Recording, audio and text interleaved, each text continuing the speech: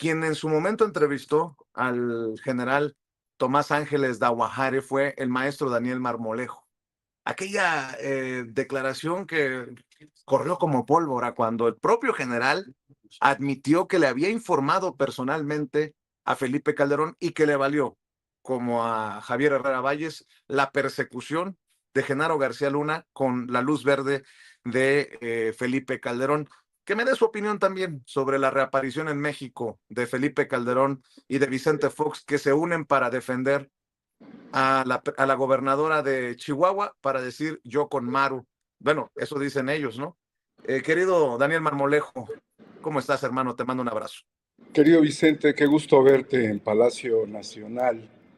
Qué importante es siempre la aparición de Javier Herrera Valles, a quien tuve el gusto de conocer y entrevistar, y como lo has señalado, al general Tomás Ángeles de Aguajare, una figura fundamental dentro de la trama del combate a Felipe Calderón, porque su testimonio se convirtió en el ícono que nos ha permitido clarificar el escenario político de los vínculos presidenciales de Felipe Calderón con el Chapo Guzmán y con el Mayo Zambada.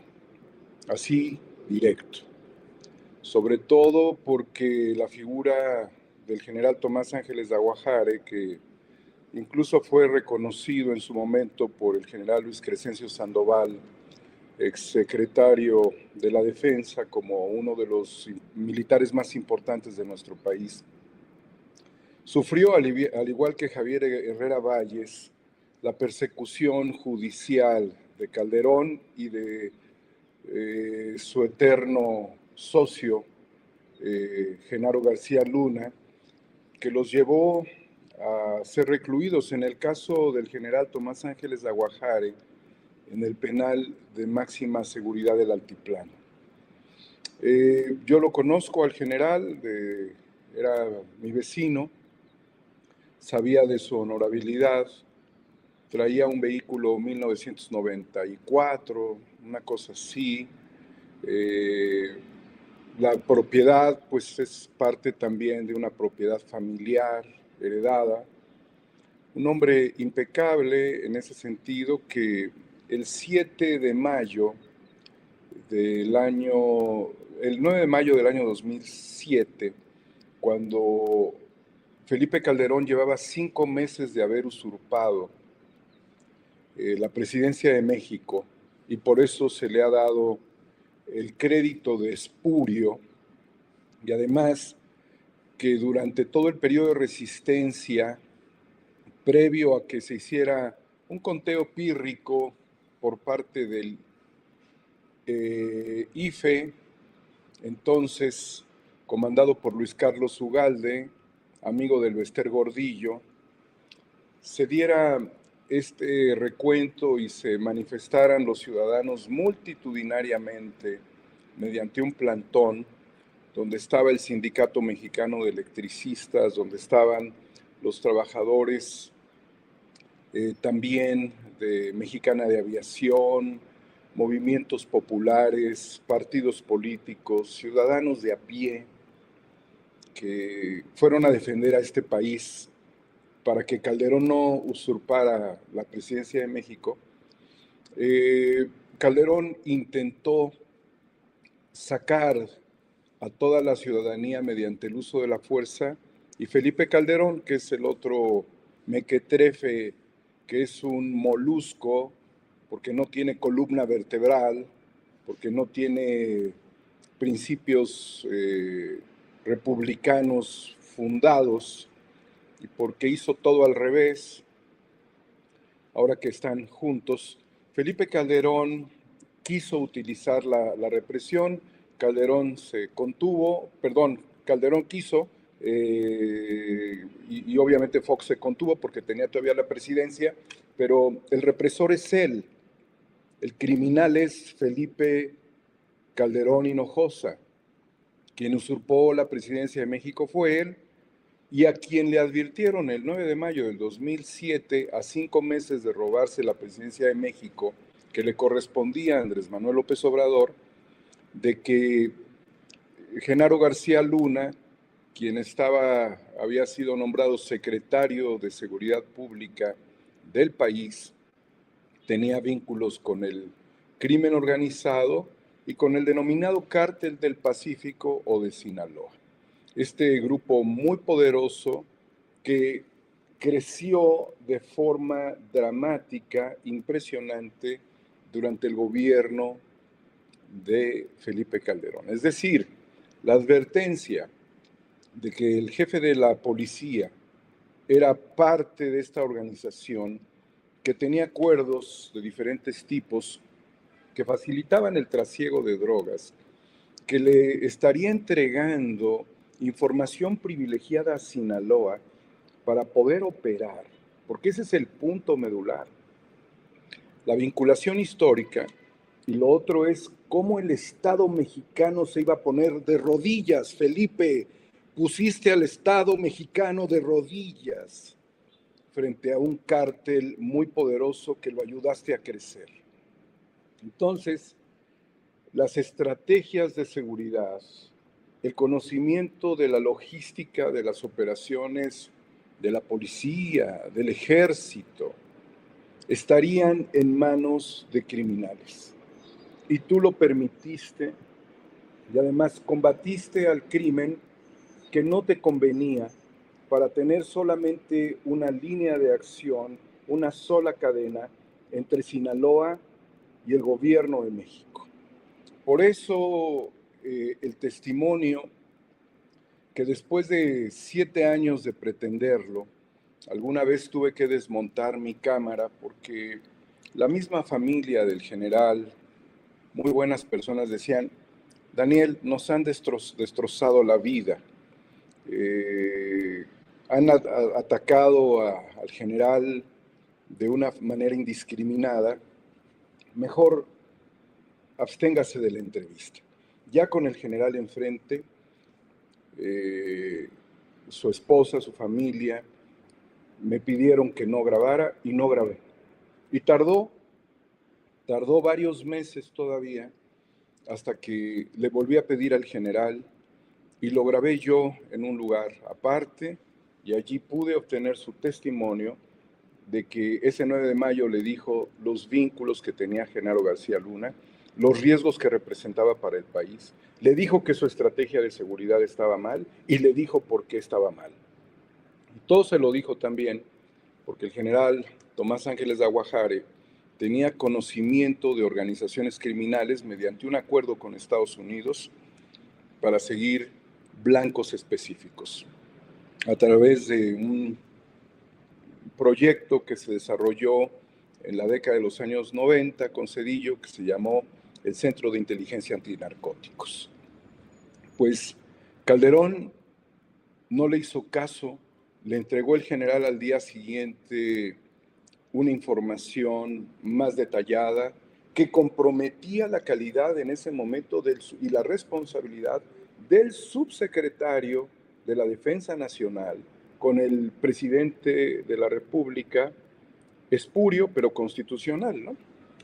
Felipe Calderón.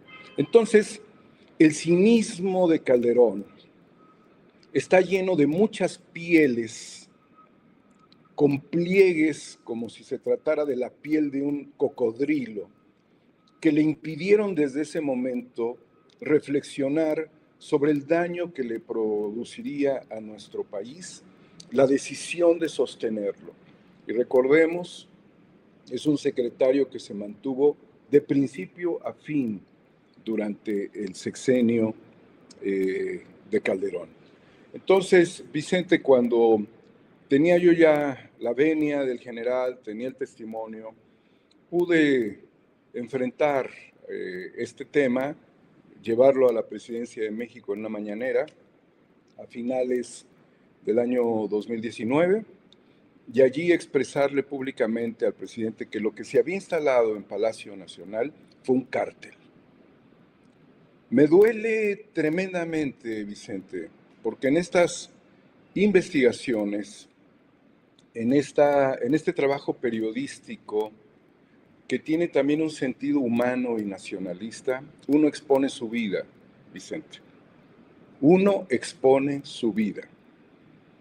Por eso, darle el testimonio al presidente requirió, a mi juicio, que no se hiciera una consulta, sino que la Fiscalía General de la República siguiera los cauces de una investigación y que además se enviara a Estados Unidos a gente de la Fiscalía para cuestionar al preso Genaro García Luna sobre estos vínculos con Felipe Calderón.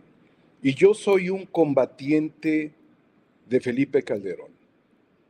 Felipe Calderón me puede considerar a mí su enemigo, porque además lo hice en la defensa patriótica y también he propuesto su detención cívica ciudadana ante la falta de instituciones en este país para llevar a juicio a un expresidente criminal que causó dolor, terror, sangre, desesperación y el crecimiento de las células del crimen organizado en subestructuras que se han dedicado a la extorsión, al secuestro, a las desapariciones forzadas, a los entierros masivos, que es uno de los factores más dolorosos de nuestro país.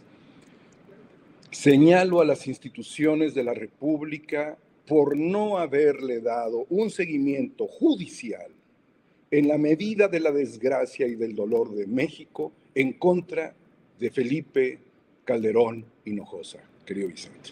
Qué fuerte lo que acabas de decir, Daniel Marmolejo, pero contundente, serio, sin exageraciones lo que es.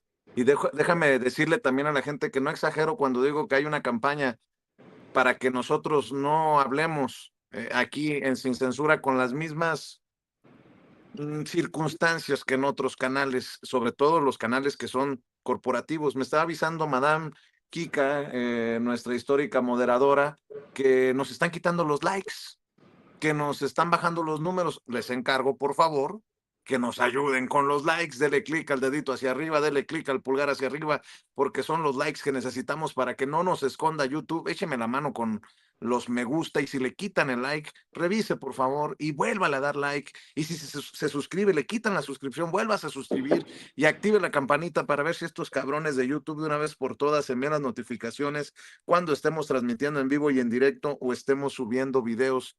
Por favor, échenos la mano. Esto no cuesta, pero sí cuenta. Dele like a la transmisión, suscríbase a nuestro canal Sin Censura TV y active la campanita para las notificaciones. Gracias a todos por sus comentarios, gracias a todos por estar opinando en nuestro chat, que es un espacio también para que ustedes se expresen, a pesar de que llegan los bots y a pesar de que llegan los troles. No les hagan caso, no les hagan caso, ni modo que desde aquí vayamos a decir, vamos para atrás, como dicen algunos comunicadores, antes estábamos mejor, pues sí, porque antes los bañaban con billetes, con millones, como pues estaban acostumbrados y ya no. Mi querido Daniel, hablando de personajes, muere Guillermo Billy Álvarez, el que fuera por mucho tiempo voy a decirlo con mucha responsabilidad, el que actuaba como dueño de la Cruz Azul. Hay que recordar que la Cruz Azul es una cooperativa y no hay un dueño, aunque Billy Álvarez actuó mucho tiempo como tal. Pues muere este personaje y no sé si se cierra un capítulo ahí que hay que analizar contigo en el club, en la cementera, en la Cruz Azul, mi querido Daniel Marmolejo. Billy Álvarez, Vicente, se convirtió en el mandamás de la cooperativa Cruz Azul a lo largo de 32 penosos años en donde él usurpó cargos que no le correspondían, porque este tipo de sociedades marcan su destino mediante asambleas donde se eligen a un presidente de un consejo de administración y de un consejo de vigilancia. Él buscó perpetuarse como director general. Esa fue la figura que además cualquier cooperativa productiva puede prescindir de esta figura, no así de los presidentes de los consejos. Billy Álvarez intentó modificar la ley en 2015 cuando yo era asesor legislativo, a través de reformas constitucionales que estaban apapachadas por Silvano Aureoles, por otros presidentes prianistas que eran cuates de él, porque Billy había sido diputado federal en la década de los años 90, amigo de Jesús Murillo Caram, de Carlos Romero de Champs, que también conocemos sus actuaciones. Billy Álvarez utilizó diferentes esquemas para defraudar a la cooperativa históricamente. Fue un defraudador de larga data que utilizó mecanismos financieros y empresas offshore para vaciar recursos de la empresa y también utilizó a empresas factureras. Fue entonces cuando, con mayores argumentos, aunque es un tema que conozco desde hace unos 12, 13 años, pude presentarle al presidente de la República a través de otras investigaciones periodísticas que surgieron en ese momento y que, sin querer queriendo, una investigación puede llevarte a cierta información que a otros grupos les resulta importante. Todo el esquema de defraudación con factureras que recordemos, el doctor Santiago Nieto al frente de la Unidad de Inteligencia Financiera y el presidente de la República comenzaron a combatir estos esquemas de defraudación fiscal. A fin de cuentas, la UIF congeló sus cuentas, se ordenó el congelamiento de cuentas, actuó a las pocas semanas la Fiscalía General de la República, debido a que este tema también se pudo exponer en la Secretaría de Gobernación y que se siguieron los cauces judiciales, los cauces legales que son súper importantes para tener el soporte que la autoridad requiere para las investigaciones. A consecuencia de todo ello, se investigó a este sujeto por delincuencia organizada, lavado de dinero y también por administración fraudulenta. La presión fue muy grande, Vicente, porque en los espacios de Cuarta República, en los espacios de Sin Censura, fue donde principalmente se señalaron todos estos actos que estaban siendo perseguidos por la justicia. No fue en los medios tradicionales, porque los medios tradicionales tenían convenios que le convenían mucho económicamente, utilizando el fútbol también como una herramienta, como un escaparate y como una forma de apalancamiento de la sociedad cooperativa con su mandamás autócrata Guillermo Héctor Álvarez Cuevas y los medios de comunicación tradicionales, de los cuales todavía quedan algunos personajes que lo siguen defendiendo.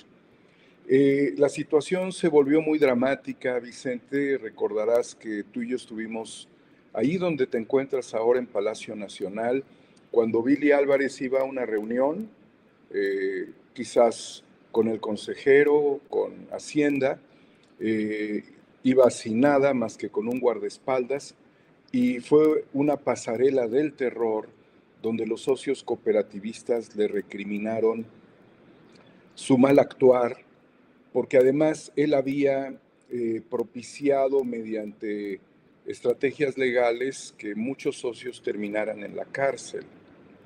Esta realidad que confrontó a las familias que ya no tenían acceso ni siquiera a la empresa, aunque eran socios y también trabajadores, y una serie de denostaciones sobre violencia sexual y cualquier cosa que afortunadamente han sido,